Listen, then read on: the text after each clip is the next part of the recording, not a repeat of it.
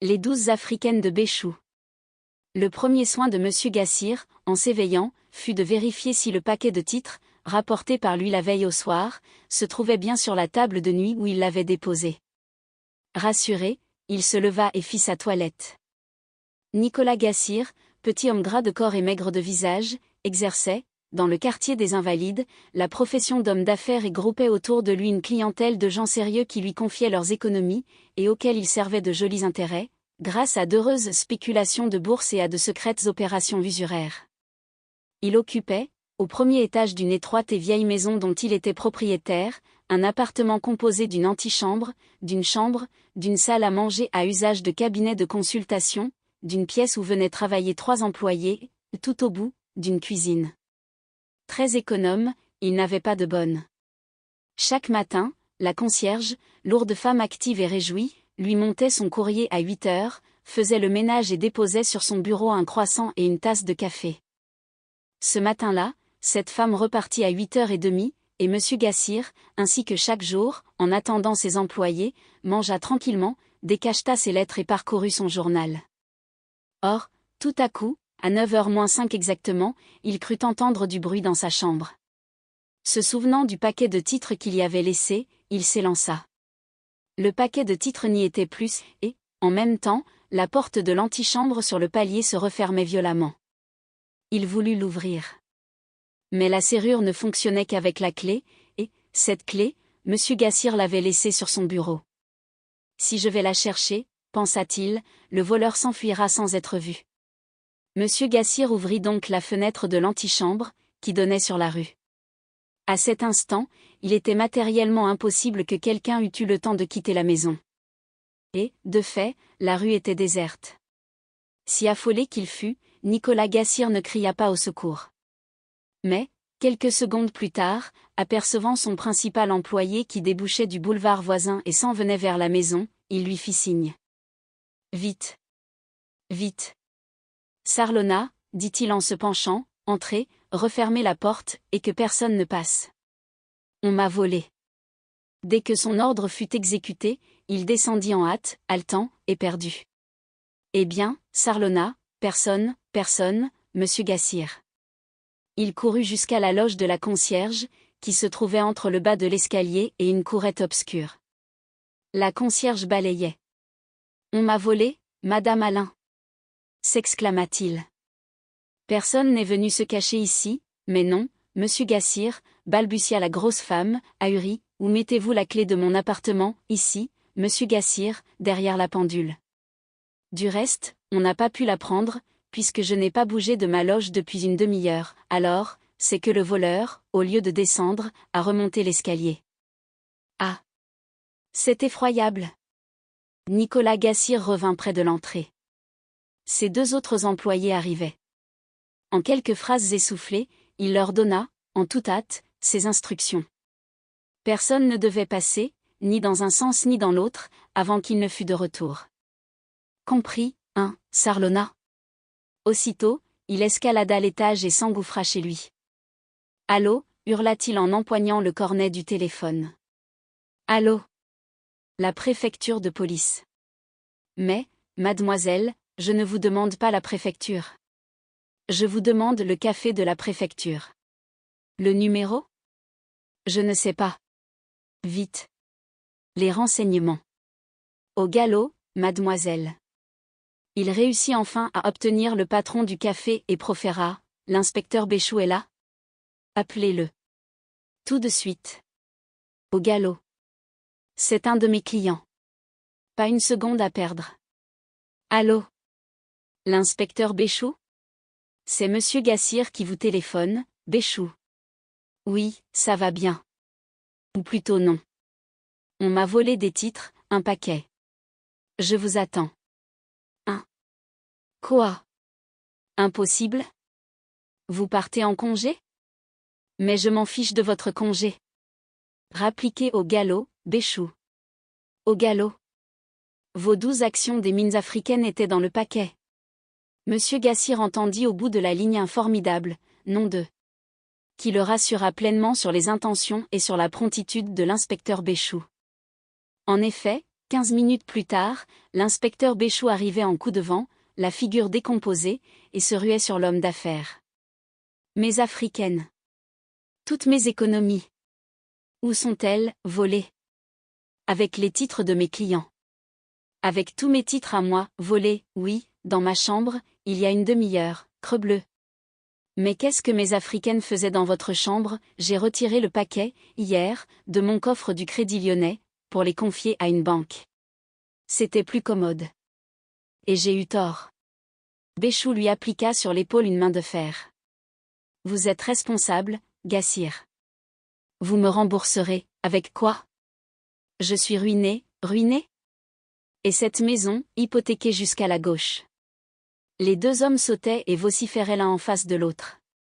La concierge et les 3 employés avaient perdu la tête aussi et barraient le passage à 2 jeunes filles, 2 locataires du 3e, qui voulaient sortir à tout prix de la maison. Personne ne sortira, cria Béchou, hors de lui. Personne, avant qu'on ait retrouvé mes 12 africaines, il faudrait peut-être du secours, proposa Gassir. Le garçon boucher. L'épicier. Ce sont des gens de confiance, je n'en veux pas, articula Béchou. S'il faut quelqu'un, on téléphonera à l'agence Barnett, de la rue de la Borde. Et puis, on portera plainte. Mais ce serait du temps perdu. Pour le moment, il faut agir. Il essayait de se dominer, incité au calme par sa responsabilité de chef. Mais ses gestes nerveux et la crispation de sa bouche trahissaient un désarroi extrême. Du sang-froid, dit-il à Gassir. Somme toute, nous tenons le bon bout. Personne n'est sorti. Donc il faut mettre la main sur mes 12 africaines avant qu'on ne puisse les glisser dehors. C'est l'essentiel. Il interrogea les 2 jeunes filles. L'une, dactylographe, copiait chez elle des circulaires et des rapports. L'autre donnait, chez elle aussi, des leçons de flûte. Toutes 2 désiraient faire leur provision pour le déjeuner. 1000 regrets, répliqua Béchou, inflexible. Mais ce matin, la porte de la rue restera close. Monsieur Gassir, 2 de vos employés s'y tiendront en permanence. Le 3e fera les courses des locataires. Cet après-midi, ceux-ci pourront passer, mais avec mon autorisation, et tout colis, carton, filet à provision, paquets suspects seront rigoureusement examinés. Voilà la consigne. Quant à nous, monsieur Gassir, à l'ouvrage. La concierge nous conduira. La disposition des lieux rendait les investigations faciles. 3 étages. Un seul appartement par étage, ce qui faisait 4 avec celui du rez-de-chaussée, inoccupé pour l'instant. Au premier, monsieur Gassir. Au second, monsieur Touffémont, député, ancien ministre. Au 3e, qui était divisé en 2 petits logements, mademoiselle Le Goffier, dactylographe, et mademoiselle Aveline, professeure de flûte. Ce matin-là, le député Touffémont s'en étant allé à 8h30 à la chambre, où il présidait une commission, et son ménage étant fait par une voisine qui ne venait qu'à l'heure du déjeuner, on attendit son retour. Mais les logements des 2 demoiselles furent l'objet d'une enquête minutieuse. Puis on scruta tous les recoins du grenier, auquel on accédait par une échelle, puis la courette, puis l'appartement de monsieur Nicolas Gassir lui-même. On ne trouva rien. Béchou pensait amèrement à ses 12 africaines. Vers midi, le député Touffémont arriva. Parlementaire grave, alourdi de son portefeuille d'ancien ministre, grand travailleur, respecté de tous les partis, et dont les interpellations rares, mais décisives, faisaient trembler les gouvernements. D'un pas mesuré, il alla prendre son courrier dans la loge de la concierge, où Gassir le rejoignit et lui expliqua le vol dont il était victime. Le député Touffémont écouta avec l'attention réfléchie qu'il semblait accorder aux propos les plus insignifiants, promit son concours au cas où Gassir déciderait de porter plainte et insista pour que l'on fouillât son appartement. Qui sait, dit-il, si quelqu'un ne s'est pas procuré une fausse clé? On chercha. Rien. Décidément l'affaire se présentait mal, et les 2 hommes essayaient tour à tour de se remonter le moral par des phrases réconfortantes, mais elles sonnaient faux. Ils décidèrent de se restaurer dans un petit café, situé en face bien entendu, ce qui leur permettrait de ne pas quitter la maison de l'œil. Mais Béchou n'avait pas faim, ces 12 africaines lui pesaient sur l'estomac. Gassir se plaignait de vertige et tous 2 retournaient la question en tous sens, avec l'espoir d'y découvrir des motifs de sécurité. C'est bien simple, dit Béchou. Quelqu'un s'est introduit chez vous et a dérobé les titres. Or, comme ce quelqu'un n'a pas pu s'en aller, c'est qu'il est dans la maison, parbleu. Approuva Gassir, et s'il est dans la maison, c'est que mes 12 africaines s'y trouvent également. Ça ne s'envole pas à travers les plafonds, 12 africaines, que diable, et un paquet de titres non plus. Renchérit Nicolas Gassir, nous en arrivons donc, continua Béchou, à cette certitude, fondée sur des bases solides, à savoir que. Il n'acheva pas. Ses yeux exprimaient une terreur subite. Il regardait de l'autre côté de la rue où un individu cheminait vers la maison d'un Paguilleret. Barnett, murmura-t-il. Qui donc l'a prévenu, vous m'aviez parlé de lui, de l'agence Barnett de la rue de la Borde, confessa Gassir un peu gêné, et j'ai cru que, dans des circonstances aussi cruelles, un coup de téléphone n'était pas inutile, mais c'est idiot, bredouilla Béchou. Qui est-ce qui dirige l'enquête? Vous ou moi? Barnett n'a rien à voir là-dedans. Barnett est un intrus dont il faut se méfier. Ah. Non, alors, pas de Barnett. La collaboration de Barnett lui paraissait soudain la chose la plus dangereuse du monde. Jim Barnett dans la maison, Jim Barnett mêlé à cette affaire, c'était, au cas où les recherches aboutiraient, l'escamotage du paquet de titres et principalement des 12 africaines. Furieux, il franchit la rue, et, comme Barnett se disposait à frapper à la porte, il se planta devant lui, et, tout bas, la voix frémissante, décampé. Pas besoin de vous. On vous a appelé par erreur. Fichez-nous la paix, et vivement. Barnett le regarda d'un œil étonné. Ce vieux Béchou. Qu'est-ce donc? T'as pas l'air dans ton assiette, tourné bride, c'est donc sérieux, ce qu'on m'a dit au téléphone? Tu as été refait de ton pécule? Alors, tu ne veux pas un petit coup de main, décampe, grinça Béchou. On sait ce que ça veut dire, tes petits coups de main. Ça se passe dans la poche des gens, t'as peur pour tes africaines, oui, si tu t'en mêles, n'en parlons plus. Débrouille-toi, tu t'en vas, pas mèche. J'ai affaire dans la maison. Et, s'adressant à Gassir, qui les rejoignait et entr'ouvrait la porte, pardon, monsieur, c'est bien ici que demeure mademoiselle Aveline, professeure de flûte, second prix du conservatoire? Béchou s'indigna. Oui, tu la demandes parce que tu vois son adresse sur la plaque, et après, dit Barnett. N'ai-je pas le droit de prendre des leçons de flûte? Pas ici, je regrette. Mais j'ai une passion pour la flûte. Je m'oppose formellement, flûte. Barnett passa d'autorité, sans qu'on osât le retenir. Très inquiet, Béchou le vit qui montait l'escalier. 10 minutes plus tard, l'accord s'étant fait sans doute avec mademoiselle Aveline, on entendit, qui descendait du 3e étage, les gammes hésitantes d'une flûte. Gredin. Marmotta Béchou, de plus en plus tourmenté pour ses 12 africaines. Avec cet animal-là, où allons-nous? Il se remit rageusement à la besogne. On visita le rez-de-chaussée inoccupé, ainsi que la loge de la concierge, où, à la rigueur, on aurait pu jeter les paquets de titres. Vainement. Là-haut, cependant, durant tout l'après-midi, la flûte sifflota, agaçante et goguenarde. Comment travailler dans de telles conditions? Enfin, sur le coup de 6 heures, chantonnant et sautillant, Barnett apparut, un grand carton à la main. Un carton! Béchou poussa une exclamation indignée, et saisit l'objet, dont il arracha le couvercle. Il y avait dedans de vieilles formes de chapeaux et des fourrures mangées au verre. Comme elle n'a pas le droit de sortir, mademoiselle Aveline m'a prié de jeter tout ça, dit Barnett gravement. Elle est très jolie, tu sais, mademoiselle Aveline.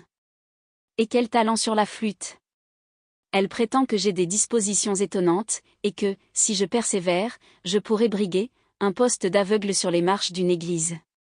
Toute la nuit, Béchou et Gassir demeurèrent en faction, l'un à l'intérieur, l'autre à l'extérieur, afin d'empêcher que le paquet ne fût lancé par la fenêtre à un complice.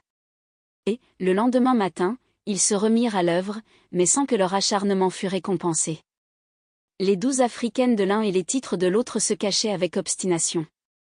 À 3 heures, Jim Barnett se présenta de nouveau, le carton vide à la main, et fila tout droit, avec le petit salut affable d'un monsieur que l'emploi de son temps satisfait pleinement. La leçon de flûte eut lieu. Gamme. Exercice. Fausse note. Et soudain un silence qui se prolongea, inexplicable, et qui intrigua Béchou au-delà de toute expression.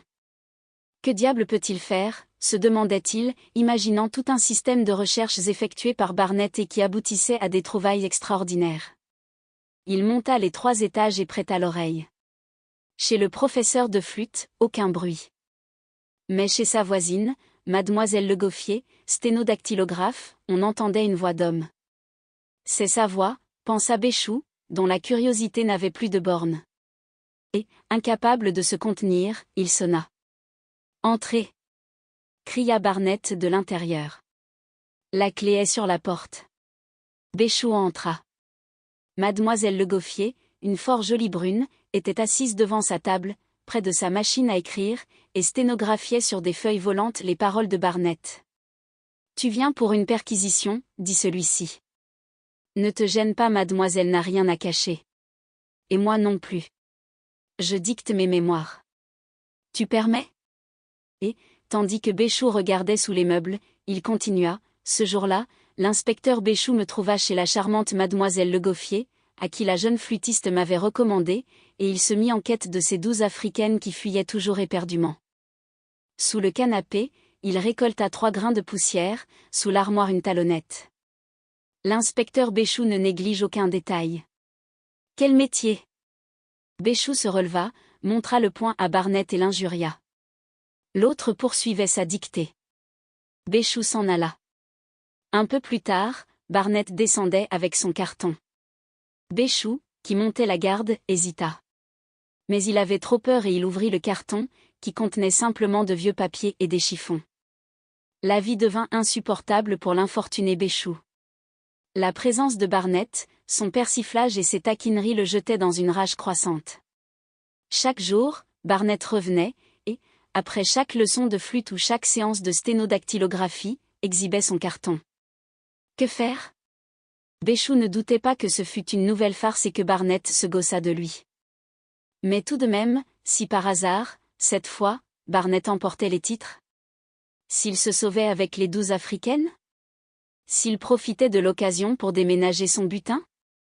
Alors, bon gré mal gré, Béchou fouillait, vidait, glissait une main fébrile parmi les objets les plus hétéroclites, torchons déchirés, loques, plumeaux sans plumes, balais cassés, cendres de cheminée, épluchures de carottes. Et Barnett se tenait les côtes de rire. Elles y sont. Elles y sont pas. Trouvera. Trouvera pas. Ah. Bougre de Béchou, m'auras-tu fait rigoler ? Cela dura toute une semaine. Béchou perdait là, dans une lutte impuissante, tout son congé, et, en outre, se rendait infiniment ridicule dans le quartier. Nicolas Gassir et lui, en effet, n'avaient pu s'opposer à ce que les locataires, tout en acceptant d'être palpés et fouillés, vaquassent à leurs affaires. On jasait. La mésaventure de Gassir faisait du bruit. Ses clients affolés assiégeaient son bureau et réclamaient leur argent.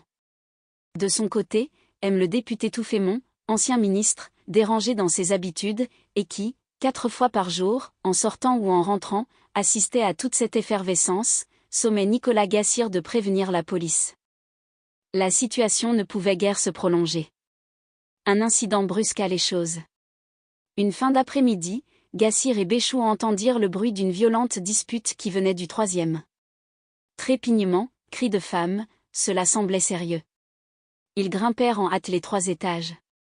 Sur le palier, mademoiselle Aveline et mademoiselle Legoffier se battaient férocement, sans que les efforts de Barnett, qui se divertissait beaucoup, d'ailleurs, réussissent à les maîtriser. Les chignons avaient sauté, les corsages étaient déchirés et les invectives s'entrechoquaient. On les sépara. La dactylographe eut une crise de nerfs et Barnett dut la transporter chez elle, tandis que le professeur de flûte exhalait sa fureur. « Je les ai surpris tous deux, elle et lui », criait mademoiselle Aveline. Barnett, qui m'avait fait la cour d'abord, l'embrassait. « Un drôle de type que ce Barnett, vous devriez lui demander, monsieur Béchou, ce qu'il manigance ici depuis 8 jours et pourquoi il passe son temps à nous interroger et à fureter partout. Tenez, je peux vous le dire, il sait qui a volé. C'est la concierge, oui, madame Alain. Alors pourquoi m'a-t-il défendu de vous en souffler mot ? Et puis, pour les titres, il connaît la vérité. À preuve ce qu'il m'a dit, ils sont dans la maison, sans y être, et ils n'y sont pas, tout en y étant. Méfiez-vous de lui, monsieur Béchou. Jim Barnett, qui en avait fini avec la dactylographe, empoigna mademoiselle Aveline et la poussa énergiquement vers sa chambre. Allons, mon cher professeur, pas de potin et ne parlez pas de ce que vous ignorez. En dehors de votre flûte, vous bafouillez. Béchou n'attendit point qu'il fût de retour. Les révélations de mademoiselle Aveline sur ce que pensait Jim Barnett avaient aussitôt éclairé l'affaire dans son esprit. Oui, la coupable était madame Alain. Comment n'y avait-on pas songé? Emporté par une conviction rageuse, il dégringola l'escalier, suivi de Nicolas Gassir, et se précipita dans la loge. Mes africaines. Où sont-elles? C'est vous qui les avez volées. Nicolas Gassir arrivait à son tour. Mes titres? Qu'en avez-vous fait, voleuse? Tous deux secouaient la grosse femme, la tiraillaient, chacun par un bras, et la harcelaient de questions et d'insultes. Elle ne répondait pas. Elle semblait abasourdie. Ce fut, pour madame Alain, une nuit affreuse à laquelle succédèrent 2 jours non moins pénibles. Pas une seconde Béchou n'admit que Jim Barnett se fût trompé. D'ailleurs, à la lumière de cette accusation, les faits prenaient leur véritable sens. La concierge qui devait l'avoir, en faisant le ménage, notait la présence insolite du paquet sur la table de nuit, et qui, seule, possédait la clé, avait fort bien pu, connaissant les habitudes régulières de M. Gassir, rentrer dans l'appartement, mettre la main sur les titres, se sauver et se réfugier dans sa loge, où Nicolas Gassir la retrouvait. Béchou se découragea. Oui, évidemment, disait-il, c'est cette coquine qui a fait le coup. Mais, au fond, le mystère demeure entier. Que le coupable soit la concierge ou n'importe qui, cela compte peu, tant qu'on ne saura pas ce que sont devenues mes 12 africaines. J'admets qu'elle les ait rapportées dans la loge, mais par quel prodige en sont-elles sorties, entre 9h et l'heure de nos recherches dans la loge? Ce mystère, la grosse femme, malgré les menaces, malgré les tortures morales qu'on lui fit subir, refusa d'en donner l'explication. Elle nia tout. Elle n'avait rien vu. Elle ne savait rien, et, quoique sa culpabilité ne laissât aucun doute, elle demeura inflexible. Il faut en finir, dit un matin Gassir à Béchou. Vous avez vu que le député Touffémont a renversé le ministère hier soir. Les journalistes vont l'interviewer. Pourrons-nous les fouiller, eux? Béchou avoua que la position était intenable. Dans 3 heures, je saurai tout, affirma-t-il. L'après-midi, il alla frapper à l'agence Barnett. Je t'attendais, Béchou, que veux-tu, ton aide? Je n'en sors pas, la réponse était loyale, et la démarche prenait toute sa valeur. Béchou faisait amende honorable. Jim Barnett s'empressa autour de lui, le saisit affectueusement par les épaules, lui serra la main, et, avec une délicatesse charmante, lui épargna les humiliations de la défaite. Ce ne fut pas l'entrevue du vainqueur et du vaincu, mais la réconciliation de 2 camarades. En vérité, mon vieux Béchou, le petit malentendu qui nous séparait me peinait infiniment. 2 copains comme nous, adversaires. Quelle tristesse! Je n'en dormais plus. Béchou fronça les sourcils. En sa conscience de policier, il se reprochait amèrement ses cordiales relations avec Barnett et s'indignait que le destin eût fait de lui le collaborateur et l'obligé de cet homme qu'il considérait comme un filou. Mais, hélas! Il y a des circonstances où les plus honnêtes fléchissent, et la perte de 12 africaines est au nombre de celles-là. Étouffant ses scrupules, il murmura, « C'est bien la concierge, n'est-ce pas, c'est elle, pour cette raison entre beaucoup d'autres, que ce ne peut être qu'elle, mais comment cette femme, si respectable jusque-là, a-t-elle pu commettre un tel acte? Si tu avais eu la précaution élémentaire de prendre des renseignements sur elle, tu saurais que la malheureuse est affligée d'un fils qui est la pire des fripouilles et qui lui soutire tout son argent. C'est pour lui qu'elle a succombé à la tentation. » Béchou tressaillit. « Elle a réussi à lui refiler mes africaines, dit-il en tremblant. Oh. Ça, non, je ne l'aurais pas permis. Tes 12 africaines, c'est sacré, où sont-elles, alors, dans ta poche? Ne plaisante pas, Barnett, je ne plaisante pas, Béchou, quand il s'agit de choses aussi graves. Vérifie. » Béchou glissa vers la poche désignée une main timide, palpa et tira une large enveloppe ornée de cette adresse à mon ami Béchou. Il la décacheta, aperçut ses africaines, en compta 12, pâlit, vacilla sur ses jambes et renifla un flacon de sel que Barnett lui colla sous le nez. Respire, Béchou, et ne t'évanouis pas. Béchou ne s'évanouit pas, mais il essuya quelques larmes furtives. La joie, l'émotion lui étreignait la gorge. Certes, il ne doutait point que Barnett lui eût fourré l'enveloppe dans sa poche dès son entrée et durant leurs effusions. Mais les 12 africaines n'en étaient pas moins là, entre ses mains frémissantes, et Barnett ne lui apparaissait plus du tout comme un filou. Recouvrant tout à coup ses forces, il se mit à gambader et à danser un pas espagnol, en s'accompagnant d'imaginaires castagnettes. Je les ai. Au bercail, les africaines. Ah! Barnett, quel grand bonhomme tu es! Il n'y a pas de Barnett au monde, il n'y en a qu'un, le sauveur de Béchou. Barnett, tu mérites une statue. Barnett, tu es un héros. Mais comment diable as-tu pu réussir? Raconte, Barnett. Une fois de plus, la façon dont Barnett avait mené les événements stupéfiait l'inspecteur Béchou. Stimulé par sa curiosité professionnelle, il demanda, « Et alors, Barnett, alors, quoi, et... » Oui, comment as-tu démêlé tout cela? Où se trouvait le paquet?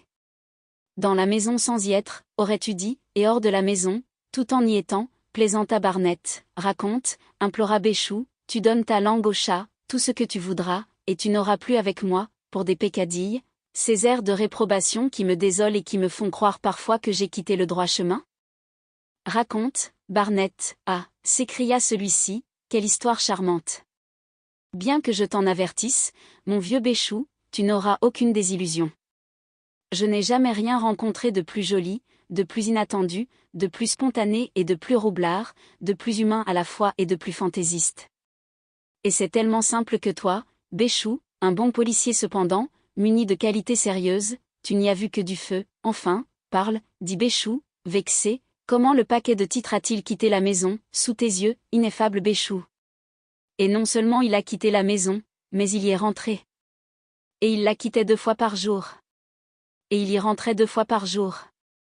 Et sous tes yeux, Béchou, sous tes yeux candides et bénévoles. Et pendant 10 jours tu t'inclinais devant lui, avec des salutations respectueuses. Un morceau de la vraie croix passait devant toi.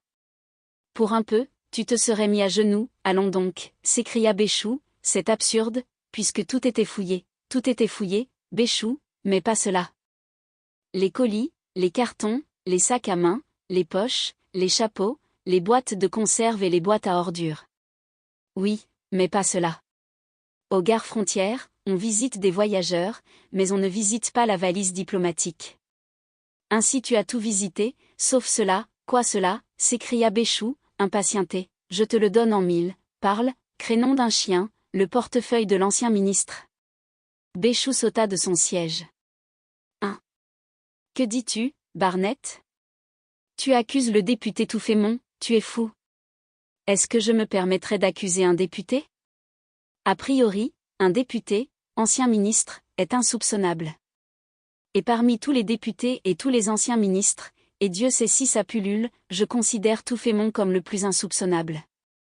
N'empêche qu'il servit de receleur à Madame Alain, complice, en ce cas? Le député Touffémont serait complice, pas davantage. Alors, qui accuses-tu? Qui j'accuse? Oui, son portefeuille. Et posément, gaiement, Barnett expliqua, le portefeuille d'un ministre, Béchou, est un personnage considérable. Il y a, de par le monde, Monsieur Touffémont, et il y a son portefeuille. L'un ne va pas sans l'autre, et chacun est la raison d'être de l'autre. Tu n'imagines pas Monsieur Touffémont sans son portefeuille, mais tu n'imagines pas non plus le portefeuille de Monsieur Touffémont sans Monsieur Touffémont. Ils ne se séparent jamais l'un de l'autre. Seulement il arrive que Monsieur Touffémont pose quelquefois son portefeuille à côté de lui, pour manger, par exemple, ou pour dormir, ou pour accomplir tel geste de la vie courante. Dans ces moments-là, le portefeuille de Monsieur Touffémont prend une existence personnelle, et peut se prêter à des actes dont Monsieur Touffémont n'est nullement responsable. C'est ce qui est arrivé le matin du vol. Béchou regardait Barnett. Où voulait-il en venir? Barnett répéta, c'est ce qui est arrivé, le matin où tes 12 africaines ont été subtilisées. La concierge, affolée par son vol, bouleversée par le péril qui approche, ne sachant comment se débarrasser d'un butin qui va la perdre, avise tout à coup sur sa cheminée, au miracle, le portefeuille de M. Touffémont, tout seul.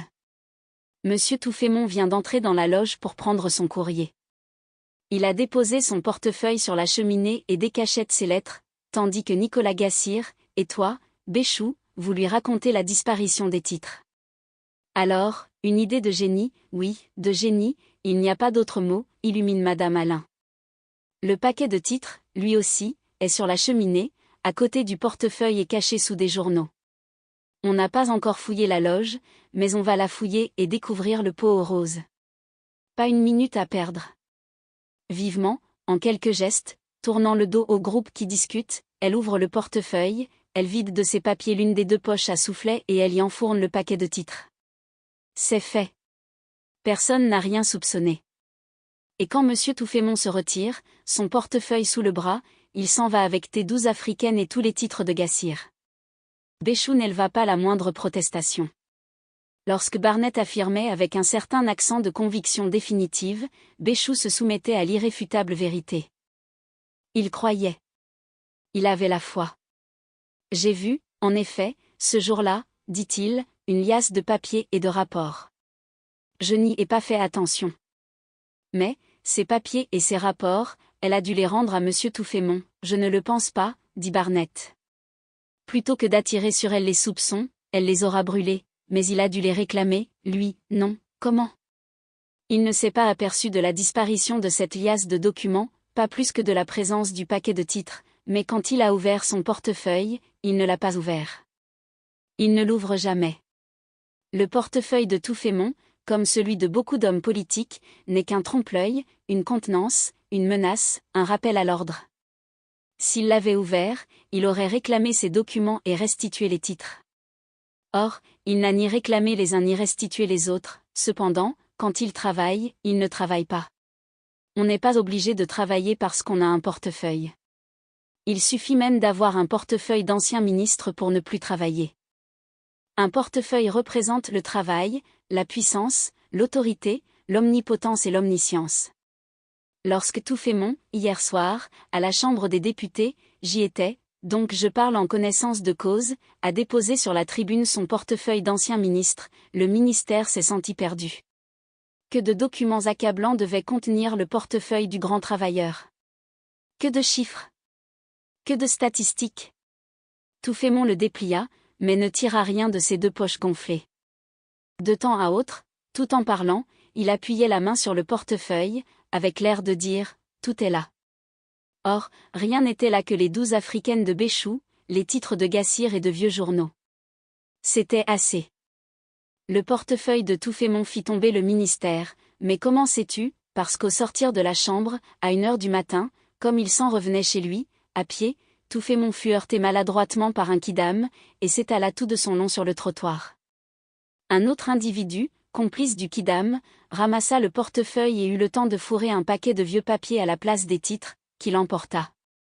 Ai-je besoin de te dire le nom de ce deuxième individu? Béchou rit de bon cœur. L'histoire lui semblait d'autant plus plaisante, l'aventure de Touffémont d'autant plus savoureuse qu'il sentait dans sa poche les 12 africaines. Barnett fit une pirouette et s'écria, « Voilà tout le secret, vieux camarade, et c'est pour arriver à découvrir ces vérités pittoresques, pour respirer l'air de la maison et pour me documenter que j'ai dicté mes mémoires et pris des leçons de flûte. Semaine charmante.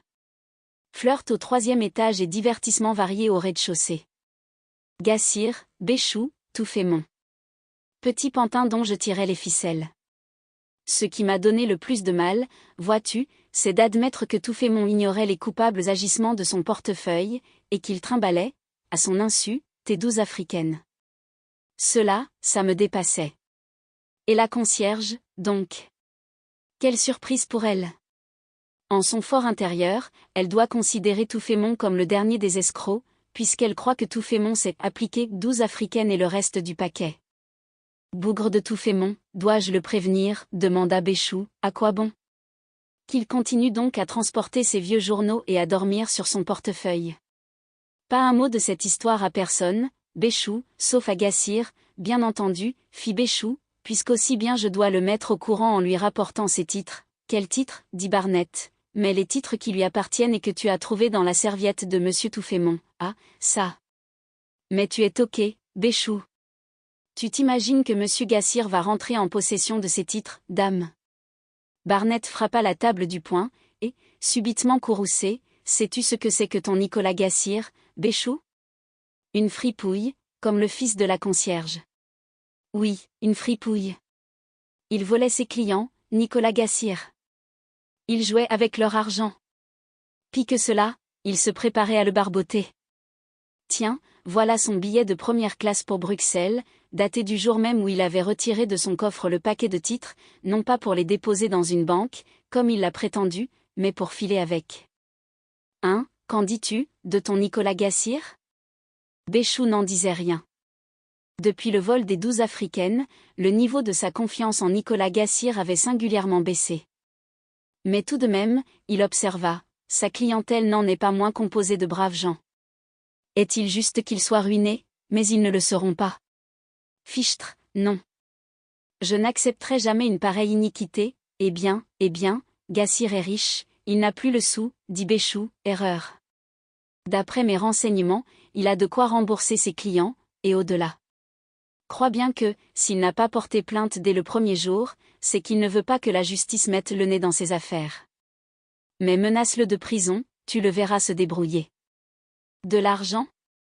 Il est millionnaire, ton Nicolas Gassir, et le mal qu'il a fait, c'est à lui de le réparer, non pas à moi, ce qui veut dire que tu as l'intention de garder les titres? Jamais de la vie. Ils sont déjà vendus, oui, mais tu gardes l'argent?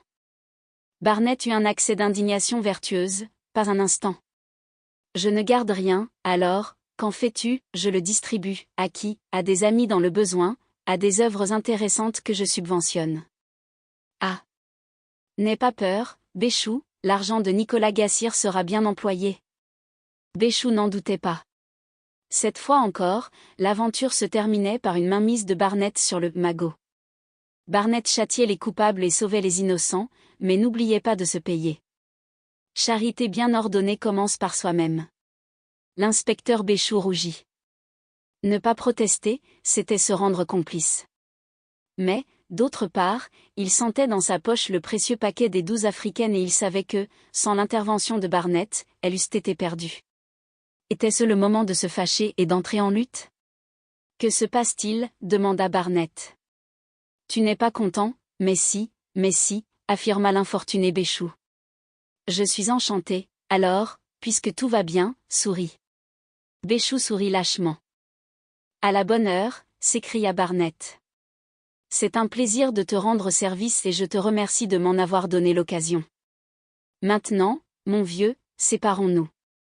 Tu dois être très occupé, et moi j'attends la visite d'une dame. Adieu, dit Béchou, en se dirigeant vers la porte. À bientôt, fit Barnett. Béchou sortit, enchanté comme il disait, mais la conscience mal à l'aise, et résolu à fuir le damné personnage. Dehors, au tournant de la rue voisine, il avisa la jolie dactylographe qui était certes la dame attendue par Barnett. 2 jours plus tard, d'ailleurs, il aperçut Barnett au cinéma, en compagnie de la non moins jolie mademoiselle Aveline, professeure de flûte.